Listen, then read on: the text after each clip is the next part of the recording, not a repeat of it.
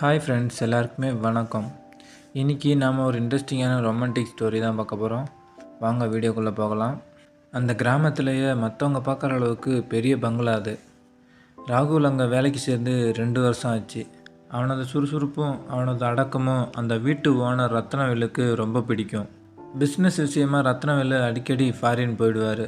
அப்போது அந்த பெரிய பங்களாவில் அவரோட மனைவி நிலா மட்டும்தான் தனியாக இருப்பாங்க. அன்றைக்கி ரத்னவேலு ஃபாரின் கிளம்பிட்டார். வீடு வழக்கத்தை விட ரொம்ப அமைதியாக இருந்தது. சாயங்காலம் நிலா ஹாலில் சோஃபாவில் உட்காந்து ஏதோ ஒரு புத்தகத்தை படிச்சுட்டு இருந்தாங்க. மனசுக்குள்ளே ஒரு சின்ன சலிப்பு. என்னடா இது, வீடே இவ்வளோ அமைதியாக இருக்குது அப்படின்னு யோசனை பண்ணிகிட்டு இருந்தாங்க. அப்போது ராகுலை கூப்பிட்டு, ராகுல், எனக்கு ஒரு காஃபி போட்டு எடுத்துகிட்டு வரியா அப்படின்னு கேட்குறாங்க. சரிங்கம்மா, ஏதோ எடுத்துகிட்டு வரேன் அப்படின்ட்டு சமையல் அறைக்குள்ளே போகிறான். நிலா மறுபடியும் புத்தகத்தை படிக்க ஆரம்பிச்சிடறாங்க. 10 நிமிஷம் மேலே ஆகியும் ராகுல் காஃபியை கொண்டு வரல. என்ன தான் பண்ணுறான் ராகுல், இன்னும் வரல?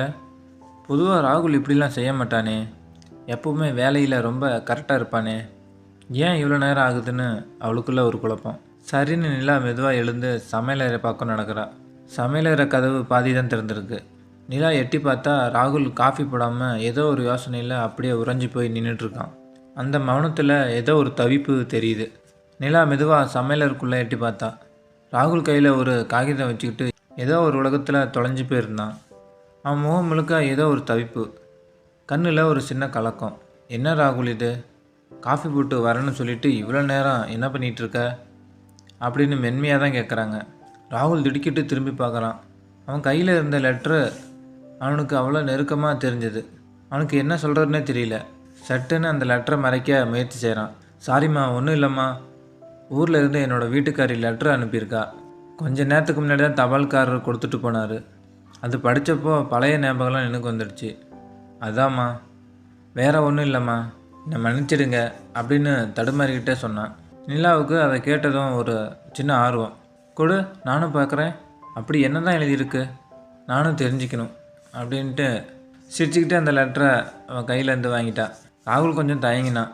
ஆனாலும் நிலா விடாமல் லெட்டரை கையில் வாங்கினதும் ராகுல் அமைதியாக தலை குஞ்சு நிற்கிறான். நிலா அந்த லெட்டரை படிக்க தொடங்குறா. ஆரம்பத்தில், என்னம்மாம்மா சாப்பிட்டீங்களா, உடம்பு நல்லா இருக்கா, எப்போ ஊருக்கு வருவீங்க அப்படின்னு சாதாரணமாக தான் ஆரம்பிச்சது. ஆனால் போக போக வாசகங்கள் மாற தொடங்கினேன். உன்னை நினச்சிக்கிட்டே தான் மாமா இருக்கேன். போன மாதம் நீங்கள் ஊருக்கு வந்துட்டு போன அந்த நைட்டு, அந்த ஞாபகம் தான் எனக்கு இன்னும் ஓடிக்கிட்டு இருக்கு. அன்றைக்கி நைட்டு நீங்கள் என்னை கட்டி பிடிச்சது, என் கன்னத்தில் முத்தம் கொடுத்தது, அப்படியே பெட்டில் தள்ளி என்ன அப்படின்னு அந்த லெட்டரை ரொம்ப நெருக்கமாக ரொம்ப ரொமான்டிக்காக போயிட்டு இருந்தது. நிலாவுக்கு ஒரு நிமிஷம் அவன் முகம் சூடுறது. அவளோட கைகள்லாம் லேசாக நடுங்க ஆரம்பிக்குது. ராகுலை நிமிர்ந்து பார்த்து அவனை ஒரு மாதிரி வியப்போடு பார்க்குறா. என்ன ராகுல் இது, என்ன இப்படி எழுதியிருக்கா அவன் பொண்டாட்டி? நானும் ரொம்ப அமைதியானவன் நினச்சேன், ஆனால் இவ்வளோ ரொமான்டிக்காவாக எழுதுவா? ராகுலை ஒரு மாதிரி உத்து பார்க்குறாங்க. ராகுல் உடனே தலையை குனிஞ்சிக்கிறான். அதுக்கப்புறம் நிலா கண்டினியூவாக அந்த லெட்டரை படிக்கிறாங்க. அப்படி அந்த லெட்டரை படிக்கும்போது அவங்களுக்குள்ள ஒரு புரியாத புதிய உணர்வு. அந்த கடிதத்தை இருந்த ஒவ்வொரு வார்த்தையும் அந்த பெரிய வீட்டு அமைதியிலேருந்து ரொம்ப அழுத்தமாக ஒழிச்சுது. ராகுலோட சாதாரணமான உருவத்துக்குள்ளே இவ்வளவு காதல் இருக்குன்னு அவளுக்கு ஒரு சின்ன ஆசை துளிரோட ஆரம்பிச்சு. தன் மனசுக்குள்ளே எழுந்திருக்க அந்த அலையை அடக்க முடியாமல், சரி சரி போதும், மீதியை நான் அப்புறம் படிக்கிறேன், நீ போய் உன் வேலையை பாரு அப்படின்னு சொல்லி அவளோட கையில் இருந்த அந்த லெட்டரை மடக்கி சேலைக்குள்ளே வச்சுக்கிட்டா. நிலா அங்கேருந்து மெதுவாக நடந்து ஹாலுக்கு போயிட்டா. ராகுல் அவள் போகிறதையே ஒரு மாதிரி தவிப்போடு பார்த்து நின்றுட்டு இருந்தான். நிலா சோபாவில் போய் உட்கார்ந்துருந்தாலும் அவளோட கவனம் அந்த லெட்டர் மேலேயும் அந்த கடிதத்தை வச்சுருந்த ராகுல் மேலேயும் தான் இருந்துச்சு. ராகுல் மெதுவாக சமையலையிலேருந்து ஹாலுக்கு வந்தான். நிலா சோபாவில் உட்காந்து எதையோ யோசிச்சுக்கிட்டு இருந்தாங்க. ராகுல் அவங்ககிட்ட காஃபி நீட்டும்போது தற்செயலாக 2 பேரோட கையும் ஒன்றோட ஒன்றா உரசுது. அந்த சின்ன உரசல்லையே பார்த்திங்கன்னா நிலா ஒரு மாதிரி பதறி போயிட்டா. அந்த நேரத்தில் அவளோட சேலையை கொஞ்சம் விலக நிலா உடனே அதை சரி பண்ணிக்கிட்டா. ராகுல் இதெல்லாம் பார்க்காத மாதிரி தன் பார்வையை வேறு பக்கம் திருப்பி ரொம்ப அமைதியாக நின்னான். அந்த அறையோட அமைதி அவங்க 2 பேருக்கும் இடையில் ஒரு புதுவிதமான மின்சாரத்தை உண்டு பண்ணுச்சு. நிலா காஃபி கப்பை கொடுத்துட்டு ஒன்றும் பேசாமல் வேகமாக எழுந்து மாடிக்கு நடந்து போயிட்டா. அந்த பெரிய பங்களாவோட மாடி அறை ரொம்ப அமைதியாக இருந்தது. நிலா உள்ளே போய் கதவை லாக் பண்ணிவிட்டு அந்த லெட்டரை எடுத்து படிக்க ஆரம்பித்தா. ஒவ்வொரு வரியும் வாசிக்கும்போது அவளோட மூச்சு காற்று வேகமாக சீறியது. அந்த தனிமை அவளுக்கு ஏதோ ஒரு விசித்திரமான ஒரு சந்தோஷத்தை தந்துச்சு. ராகுலோட பொண்டாட்டி எழுதியிருந்த அந்த நெருக்கமான வார்த்தைகள் நிலாவோட மனசில் ஏதோ ஒரு நெருப்பை பற்ற வச்சிச்சு. அவள் தன்னுள் ஏதோ ஒரு கற்பனை உலகத்தில் மூழ்கி அவளே அறியாமல் புன்னகைச்சிட்டு ரசிப்பதையும் அவள் முகத்தில் இருந்த அந்த விசித்திரமான மாற்றத்தையும் ராகுல் மெல்ல கதவோரமாக மறைஞ்சு நின்று கவனிச்சிட்டு இருந்தான். நிலாவோட அந்த தவிப்பையும் அவள் முகத்தில் தெரிஞ்ச அந்த ரகசியமான சந்தோஷத்தையும் பார்த்தப்போ ராகுலுக்குள்ளும் ஒரு எண்ணம் பளிச்சிட்டுது. அந்த லெட்டர் மூலிமா நிலா மனசில் ஏதோ ஒரு ஆசை துளிர்விட ஆரம்பிச்சிது. இந்த தனிமையை நமக்கு சாதகமாக்கி அந்த பெரிய வீட்டு ராணியோட மனசில் இடம் பிடிக்க இதுதான் சரியான தருணம் அப்படின்னு அவன் மனசுக்குள்ளே ஒரு உறுதியான முடிவெடுத்தான். இந்த தனிமை இனி அவளுக்கு சலிப்பாக இருக்காது. ராகுல் மூலிமா இது ஒரு இனிமையான அனுபவமாக மாறப்போகுதுன்னு மனசுக்குள்ளே சிரிச்சுக்கிட்டே சொல்லிக்கிட்டான். 2 நாள் கழித்து தபால்காரன் சைக்கிளில் மணி அடிக்கிற சத்தம் கேட்டுச்சு. ஜன்னல் வழியாக நிலா எட்டி பார்த்தா. ராகுல் அந்த தபாலோட உள்ளே வந்தான். ராகுல் உள்ளே வரதையே நிலா கவனிச்சிட்டு இருந்தா. அவன் உள்ளே வந்ததும், என்ன ராகுல், இன்றைக்கி லெட்ரு வந்துருச்சா அப்படின்னு கேட்குறான். ஆமாங்கம்மா, இப்போ தான் தபால்காரன் கொடுத்துட்டு போனார் அப்படின்னு ராகுல் சொல்கிறான். எங்கே அந்த லெட்ரு இங்கே கொடு, நானும் படிக்கிறேன்னு நிலா சொல்ல ராகுல் கொஞ்சம் தயங்கினான். வேணாம்மா, அது பர்சனல், நான் அப்புறமே படிச்சுக்கிறேன் அப்படின்னு தப்பிக்க பார்க்குறான். ஆனால் நிலா விடலை. என்ன ராகுல், உன் லெட்டருக்காக நான் வெயிட் பண்ணிகிட்டு இருக்கேன், வா இங்கே உட்காரு. அவனை பக்கத்தில் சோபாவில் உட்கார வச்சுக்கிறாங்க. ராகுல் ஒரு மாதிரியான சங்கடத்தோடு உட்காடுறான். நிலா அந்த லெட்டரை பிரித்து படிக்க ஆரம்பிக்கிறாங்க. அந்த கடிதத்தில் ராகுலோட பொண்டாட்டி ரொம்ப வெளிப்படையாகவே எழுதியிருந்தா.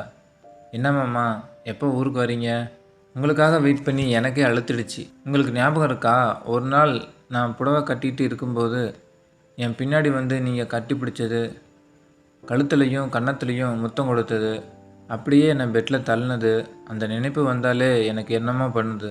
சீக்கிரம் வாங்க, அந்த இன்பம் மறுபடியும் அனுபவிக்கணும்னு ஆசையாக இருக்குது. இந்த வரிகளை படிக்கும்போதே நிலாவோட முகம் செவுக்குது, மூச்சு வேகமாக வாங்குது. அவளுக்கு ஏதோ ஒரு ஏக்கம். என்ன ராகுல், உன்னோட பொண்டாட்டி இவ்வளோ ஆசையாக கெஞ்சிரா, உனக்கு ஊருக்கு போகணும்னு தோணலையா அப்படின்னு கேட்குறாங்க.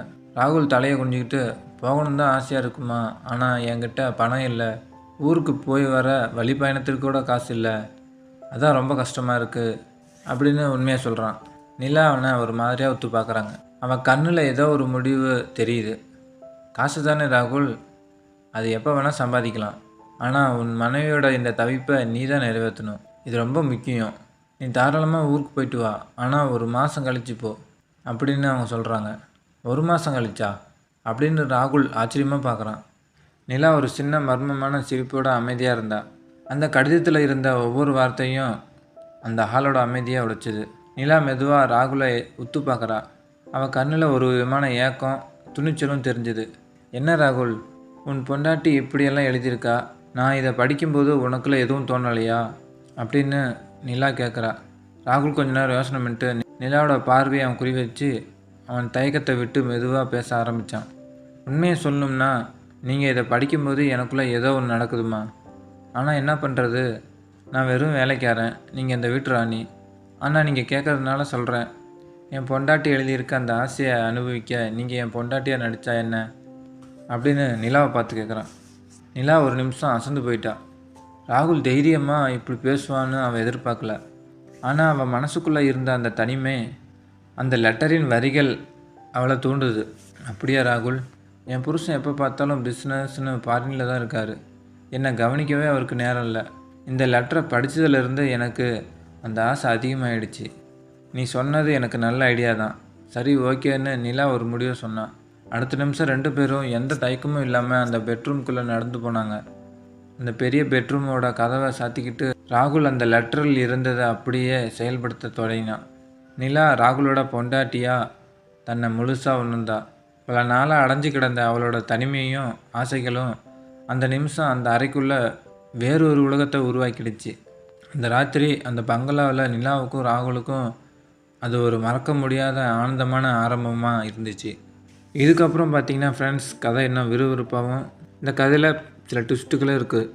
இவங்க 2 பேர் மேலே சந்தேகம் வந்து அதை கண்டுபிடிக்க இந்த ரத்னவேலை அவங்க தங்கச்சியை அவங்க வீட்டில் வந்து இருக்க சொல்கிறான். இதுக்கப்புறம் இவங்க கண்டுபிடிப்பாங்களா இல்லையா